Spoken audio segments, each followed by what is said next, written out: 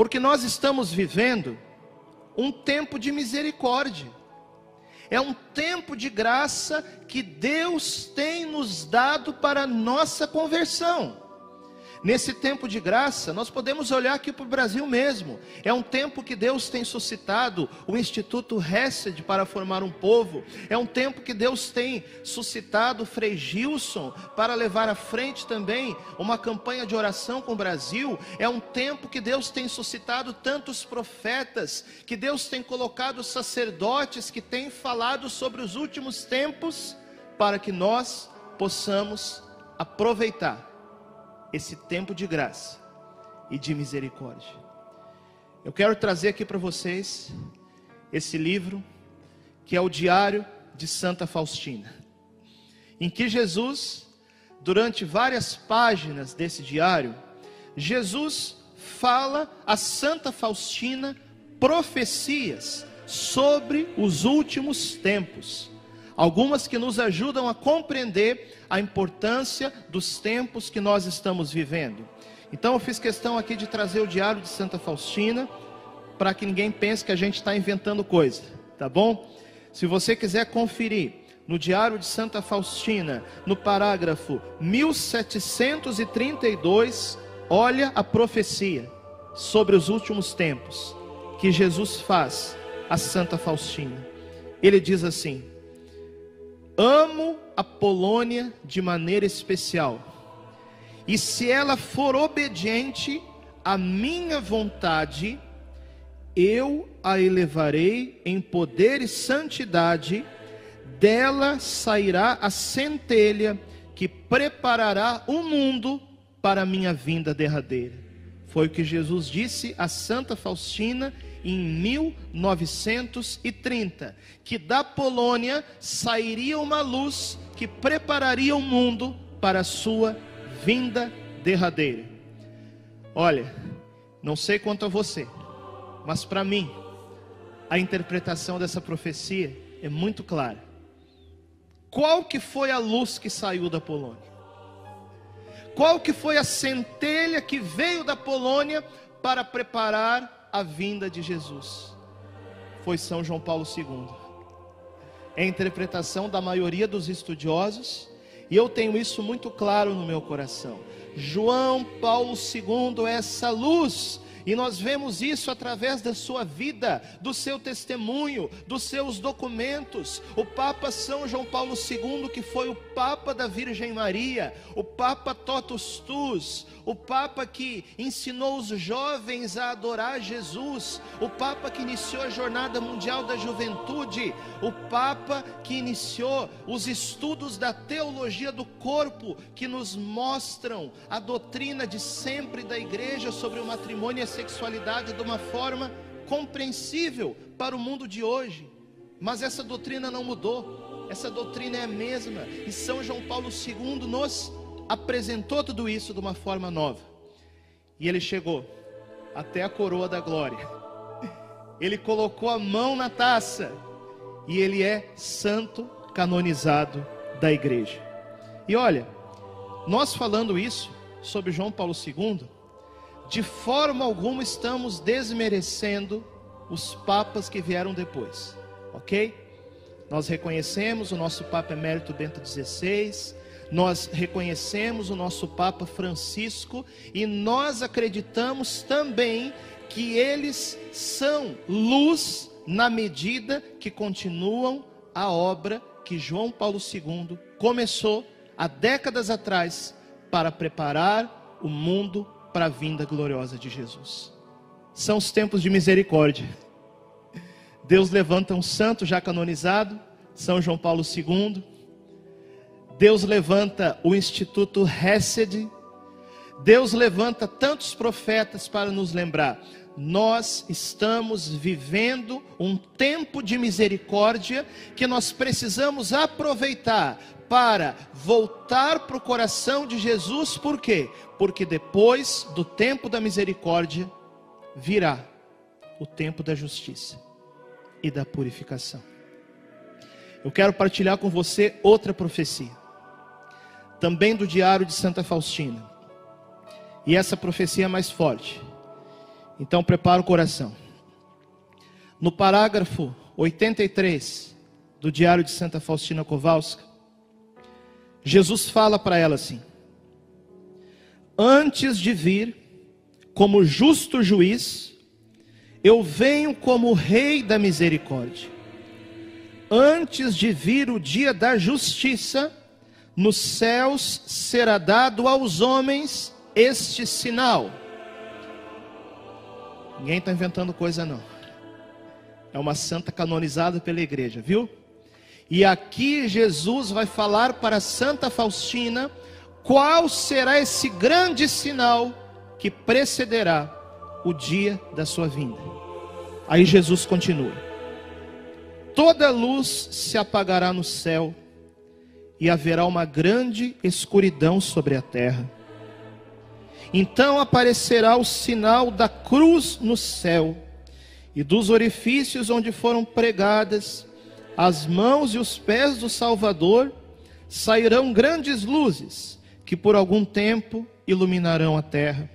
Isso acontecerá pouco antes do último dia. E gente, isso aqui não deve nos impressionar não. Isso aqui é a mesma coisa que Jesus já falou no Evangelho. Mateus capítulo 24, Marcos capítulo 13, onde Jesus fala que haverá uma escuridão no sol, né? E aparecerá no céu o sinal do Filho do Homem. Qual que é o sinal do Filho do Homem? É a cruz. Jesus está apenas esmiuçando para Santa Faustina aquilo que ele já falou no Evangelho, o que para nós não é novidade, claro. E aí vem as interpretações especulativas. Alguns afirmam que essa escuridão vai durar 3 dias e 3 noites. Outros afirmam que esse sinal aqui que Jesus falou a Santa Faustina vai coincidir com aquela iluminação de consciência, ou o grande Pentecostes que a Virgem Maria predisse em Garabandal. Alguns afirmam que esse sinal aqui que Jesus falou a Santa Faustina vai coincidir com a inversão dos polos magnéticos da Terra. Não sei, gente, se especula muita coisa e nós sabemos pouco a respeito de como as coisas acontecerão, mas nós sabemos de uma coisa: nós estamos vivendo o tempo da misericórdia, e depois do tempo da misericórdia virá o tempo da justiça.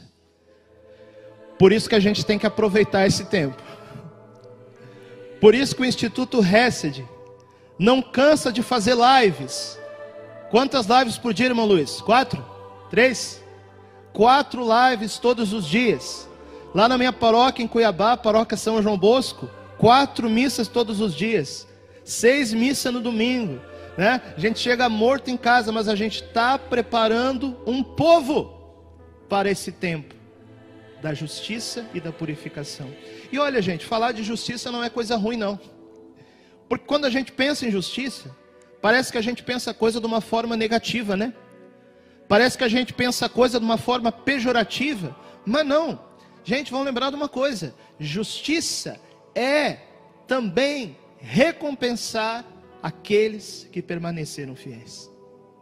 Por isso, eu digo para você que está nos acompanhando agora: eu sei que você tem os seus pecados, como eu também tenho os meus. Mas eu sei de uma coisa também: que se colocar no exército, se colocar no combate, em primeiro lugar, é um combate contra os nossos pecados. Ninguém de nós está pronto, mas nós precisamos combater os nossos pecados, porque se chegar no dia da justiça e da purificação, e nós estivermos lutando pelo céu, essa brecha já vai ser suficiente para Deus te salvar. Mas tem que ter a luta, tem que ter a decisão. Não pode estacionar no pecado querendo justificar como se não fosse mais pecado, gente. Aproveitar o tempo da misericórdia não é autojustificação dos próprios pecados. Aproveitar o tempo da misericórdia é colocar os seus pecados, as suas lepras, as suas misérias diante do coração eucarístico de Jesus, para que Ele te cure e te converta. Isso é aproveitar o tempo da misericórdia. eu falei das mensagens de Jesus, a Santa Faustina Kowalska, mas agora eu quero falar também das mensagens de Jesus, a Santa Maria Margarida de Alacoque, a santa que Jesus, no seu sagrado coração, se revelou. Quando Jesus, igualzinho nós vemos aqui nessa imagem, quando Jesus se revelou a Santa Maria Margarida de Alacoque, ele disse assim: eis o meu coração, que tanto tem amado os homens. E aí Jesus fez a Santa Maria Margarida 12 promessas. Eu coloquei essas promessas aqui no meu livro, Segredos da Virgem Maria, que se você quiser você pode também adquirir aqui na descrição. Dentre as 12 promessas que o próprio Jesus fez a Santa Maria Margarida, ele disse assim: serei o teu refúgio seguro durante a vida e sobretudo na hora da morte. Eu vou repetir essa promessa, de tão maravilhosa que é. É uma promessa de Jesus, hein? Serei o teu refúgio durante a vida e sobretudo na hora da morte. Gente, Jesus não está prometendo somente promessas de eternidade. Isso é o mais importante, é te levar para o céu, ok.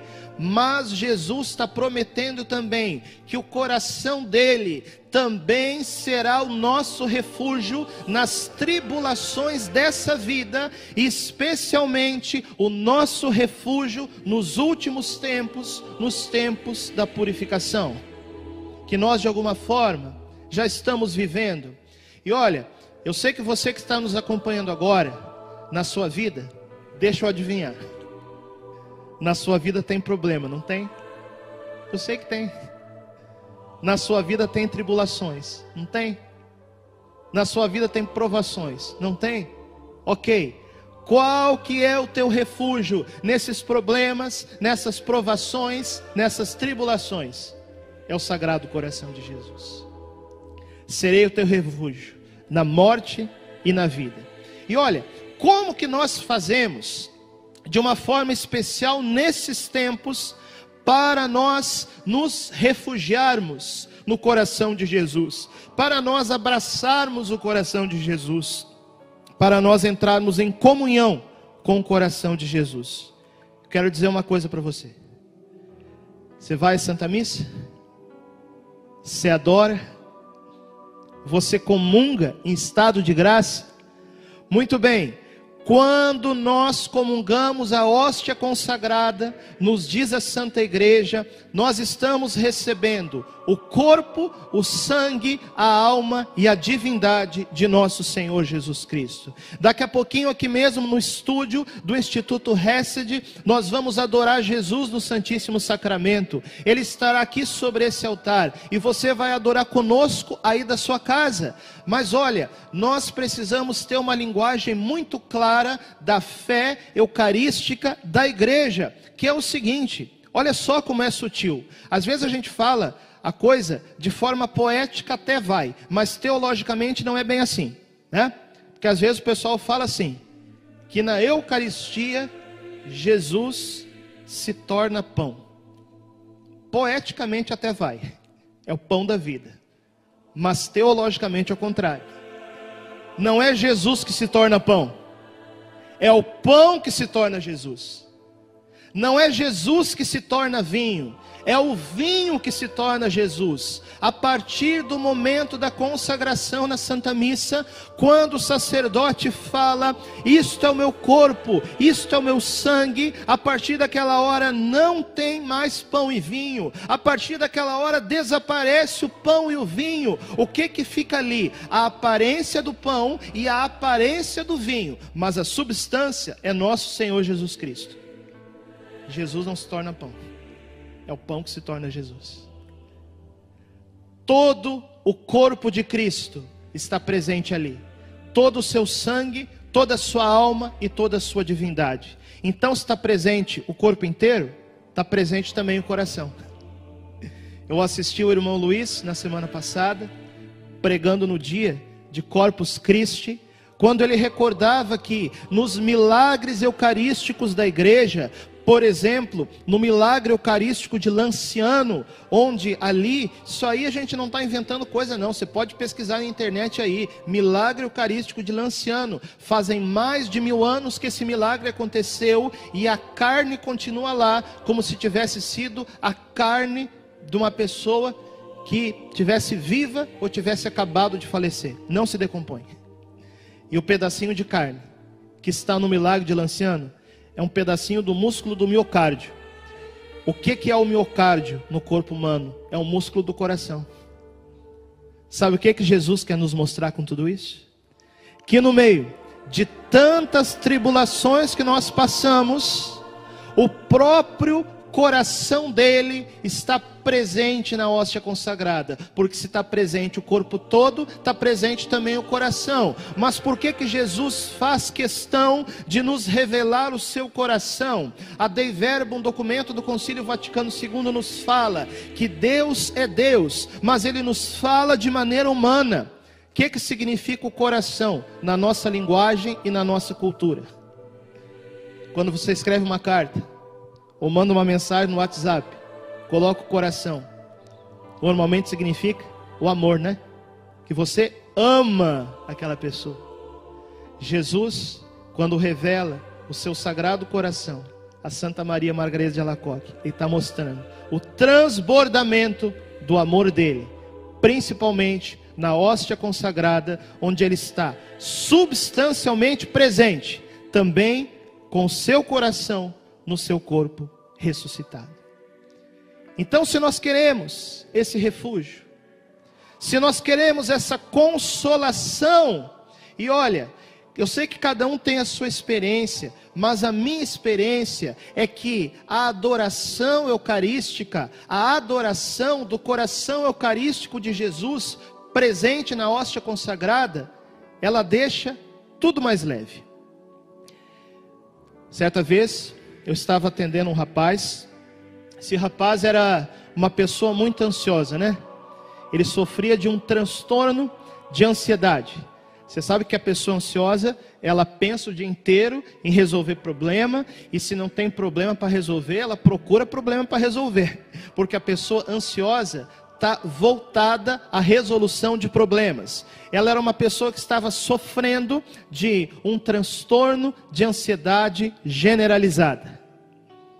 E aqui eu falo isso com propriedade, porque antes de entrar no seminário eu me formei em psicologia, viu? Eu sei que as ciências humanas, quando aliadas a uma visão integral de ser humano, inclusive do ser humano espiritual, elas ajudam muito, mas nós precisamos também da graça de Deus. Eu falei para aquele rapaz assim: olha, se você está passando por um momento de tanta ansiedade, eu vou dar um conselho para você. Você vai todos os dias fazer meia hora de adoração eucarística por dia. Aí o rapaz me perguntou: mas nessa meia hora, padre, o que eu vou ficar falando com Jesus durante meia hora? Eu falei para ele: você não vai falar nada. Você vai se prostrar diante de Jesus e adorar durante meia hora, todos os dias. Você vai reconhecer que diante de você está aquele que é maior do que todos os teus problemas. Como eu sabia que esse rapaz era ansioso, eu falei para ele: eu sei que vai vir na tua cabeça 1001 pensamentos invasivos, mas você não vai resolver nada naquela meia hora. Você vai simplesmente estar ali e adorar Jesus. E aquele rapaz partilhou que a partir do momento que ele começou a fazer isso, era como se todos os problemas dele diminuíssem de tamanho, porque ele tomou consciência, ele deu comando para o cérebro. Claro, é graça de Deus, mas Deus age na natureza humana, né? Ele deu comando para o cérebro dele, dizendo que os seus problemas, os seus sofrimentos, as suas dores não eram maiores, não são maiores do que o Deus que ele adora. Quando nós adoramos Jesus, parece que nossos problemas diminuem de tamanho e tudo vai ficando mais leve. Eu me lembro, há 2 anos atrás, quando iniciou toda essa crise sanitária no mundo, né? Aquelas primeiras semanas, quando vinham as notícias, ninguém sabendo aquilo que ia acontecer, todo mundo estava com medo, todo mundo estava apavorado, parecia uma sensação de caos mundial, as coisas fecharam, as igrejas fecharam, não tinha mais missas. Aí sabe o que eu fiz? Lá na casa paroquial, da paróquia São João Bosco de Cuiabá, junto com o Padre Elilson, meu pároco, nós fizemos um oratório dentro da casa paroquial. As igrejas estavam fechadas, mas todos os dias eu celebrava privadamente a Santa Missa naquele altar. Nós consagramos Jesus Eucarístico ali eu fazia adoração durante aquelas primeiras semanas da crise sanitária, que ninguém sabia o que ia acontecer.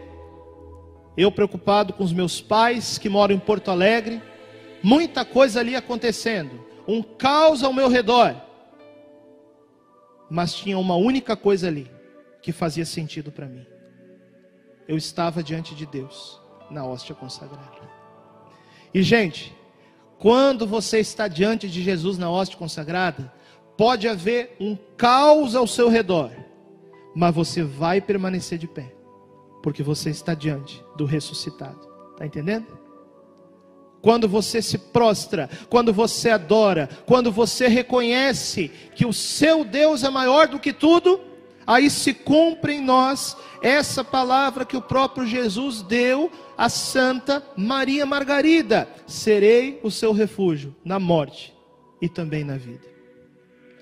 E olha, gente, quanto mais nós vamos entrando nesses tempos de purificação, algumas coisas vão ficando mais claras para nós.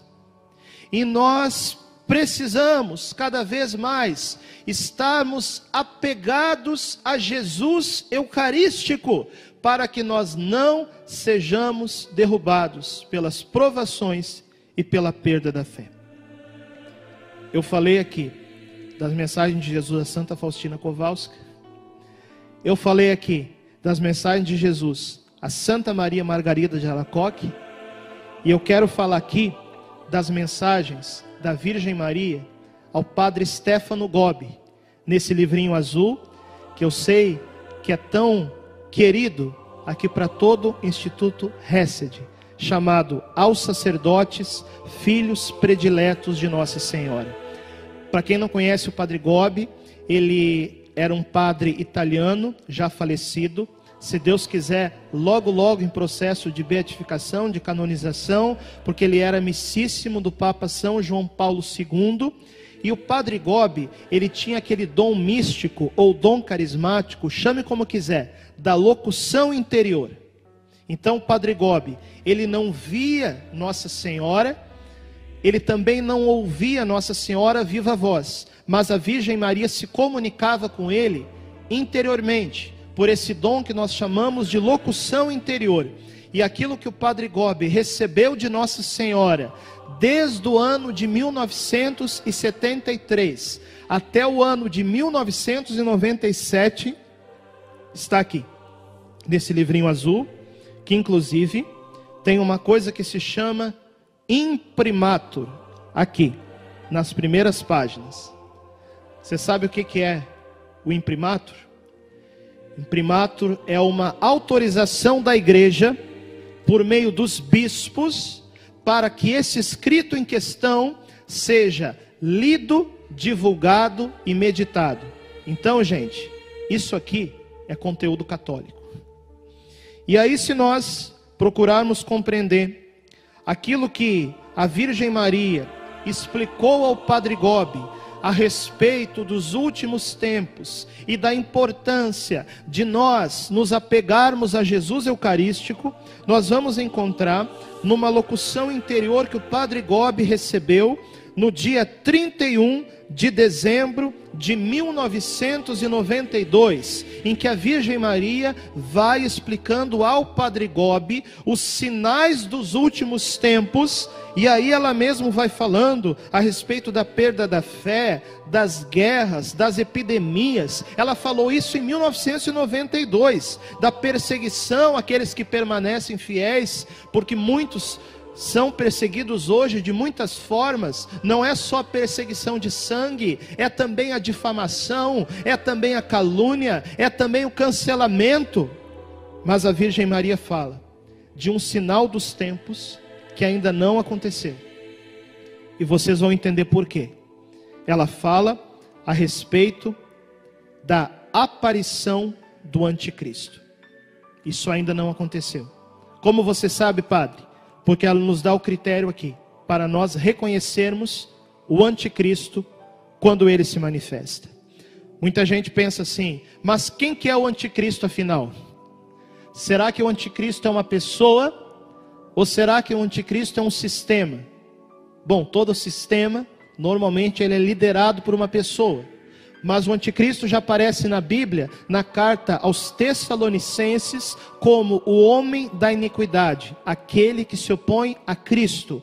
E como a gente sabe que isso ainda não aconteceu, olha só o que a Virgem Maria fala. Ela explica o sinal para reconhecer o anticristo. Ela diz: o quarto sinal é o horrível sacrilégio cometido por aquele que se opõe a Cristo, isto é, pelo anticristo.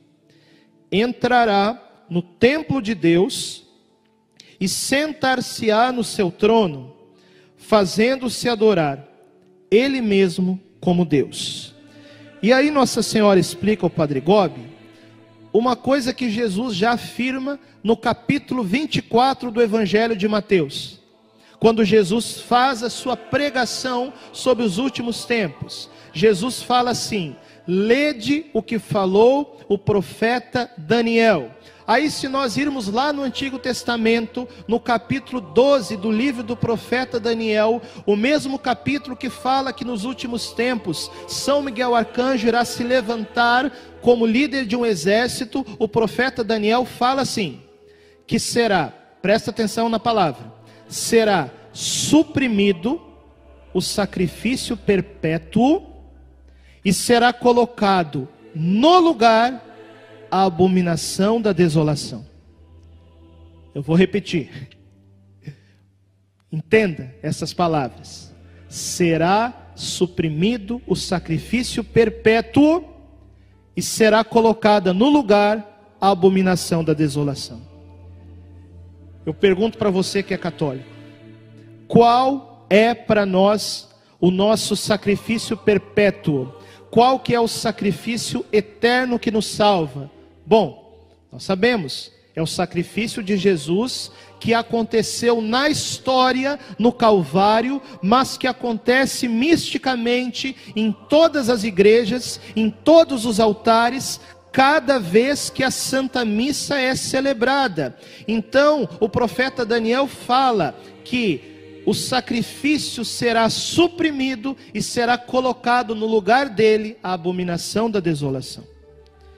Aí Nossa Senhora, ela mesma, ela explica assim ao Padre Gobi: a Santa Missa é o sacrifício cotidiano, a oblação pura que é oferecida ao Senhor em toda parte, do nascer ao pôr do sol. O sacrifício da missa renova o sacrifício consumado por Jesus sobre o Calvário. Presta atenção aqui, católico, que isso aqui é definição do que é a Santa Missa, hein? O que é a Santa Missa? Se alguém te pergunta, você poderia responder: é a renovação do sacrifício de Cristo, ou a atualização do sacrifício de Cristo no altar. Mas aí Nossa Senhora fala: acolhendo a doutrina protestante, se dirá que a missa não é um sacrifício, mas somente a Santa Ceia, ou seja, a recordação do que Jesus fez na última ceia. E assim será suprimida a celebração da Santa Missa. Aqui Nossa Senhora está falando do sinal objetivo para nós reconhecermos o anticristo. E a ação anticrística dos últimos tempos é essa: é que não haja mais missas, é que a Santa Missa seja abolida. E aí a Virgem Maria fala: nessa abolição do sacrifício cotidiano consiste o horrível sacrilégio cometido pelo anticristo, cuja duração será de aproximadamente 3 anos e meio. Existem muitas formas de entender esses 3 anos e meio, e também a forma literal, ok? Mas a clareza, a objetividade é essa: o plano do anticristo é acabar com a Santa Missa, o plano do anticristo é acabar com a Eucaristia. E você, sacerdote que está nos acompanhando agora, meu irmão sacerdote, tomemos cuidado. O plano do anticristo é acabar com o sacerdócio, porque se não houver o ministério sacerdotal, não há a Santa Missa. Quando começou a crise sanitária, há 2 anos atrás, algumas pessoas no meu canal no YouTube, você pode seguir aqui, está na descrição, Padre Francisco Amaral. Algumas pessoas perguntaram assim: padre, já é agora? Eu disse: ainda não. Tive na Canção Nova 3 semanas atrás, conversava sobre isso com um membro da comunidade. Lá na Canção Nova, quando começou a crise sanitária, algumas pessoas perguntaram para o Monsenhor Jonas Abib: Padre Jonas, já é agora? Padre Jonas falou: ainda não. É só uma amostra grátis. Deus está nos dando tempo de misericórdia para nós nos prepararmos. E qual será a grande definição? Qual será a grande decisão que nós precisaremos tomar? Qual será o grande critério de separação? Aqueles que adoram e aqueles que não adoram o coração eucarístico de Jesus presente na hóstia consagrada. E aí a gente se dá conta de uma coisa: todas as vezes, né? Embora o anticristo não tenha ainda se manifestado dessa forma, mas todas as vezes que nós desvalorizamos a Santa Missa, todas as vezes que nós banalizamos a Santa Missa, todas as vezes que nós celebramos a Santa Missa de qualquer jeito, todas as vezes que nós bagunçamos a Santa Missa, todas as vezes que nós banalizamos a presença de Jesus na Eucaristia, ou então todas as vezes que nós olhamos para Jesus na Eucaristia e o tratamos como se fosse pão, o tratamos como se fosse símbolo, e esquecemos ali que é presença real, é carne de Cristo, é corpo, sangue, alma e divindade. Todas as vezes que nós banalizamos Jesus Eucarístico e a Santa Missa, nós já estamos entrando nesse processo de preparação para o reino do anticristo. Por isso que nós precisamos redescobrir a adoração eucarística, cada vez mais. E olha, como é importante para isso a nossa atitude na Santa Missa, o nosso zelo, os nossos gestos. Eu sempre lembro da história daquele sacristão que limpava a igreja, né? Então, durante muitas vezes no dia, ele passava para cá, passava para lá, e todas as vezes que ele passava na frente do sacrário, ele fazia, né, a genuflexão para Jesus. Fazia isso muitas vezes no dia. Aí uma vez perguntaram para aquele sacristão: escuta, por que você faz tantas genuflexões? Será que Jesus precisa de tantas genuflexões assim? O sacristão respondeu: Jesus não precisa de tantas genuflexões, mas eu preciso, porque eu corro o risco de esquecer que Ele é Deus. Por isso a importância da liturgia bem celebrada, da vida de adoração, da adoração eucarística, dos gestos, dos atos, para nós enfatizarmos com toda a nossa atitude de adoração que Jesus é a Eucaristia. Veja que profundo: Jesus não está simplesmente presente na Eucaristia, Ele é a Eucaristia. A Eucaristia é a presença real do Sagrado Coração de Jesus no corpo de Cristo em todos os nossos altares.